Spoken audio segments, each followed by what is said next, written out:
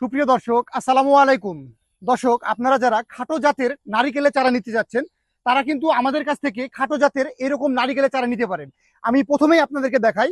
এই যে দেখেন, এই গাছটার কাঠ এখান থেকে শুরু হয়েছে, এখান থেকে 1 ফিট, এই যে 2 ফিট, এই যে 3 ফিট, মোটামুটি 2.5 থেকে যখন 3 ফিট কাঠ হবে, তখনই কিন্তু আপনারা নারিকেল পাবেন। এই যে দেখেন, এই বাদাতে কতগুলো কিন্তু এই বাদা পড়েছে এই ছোট্ট একটি গাছ থেকে, এবং কত নারিকেল এসেছে। এবং যদি এ পাশটা দেখাই আমি আপনাদেরকে, এই যে এই বাদাটা, এই যে এই পাশটা দেখেন, এপাশে দেখাও, এপাশে দেখাও। এই যে এই পাশটা যে দেখেন, যে এটাতেও কিন্তু অলরেডি বাধা পড়ে অনেক ঝোপালো হয়ে অনেক ফুল টুল চলে এসেছে।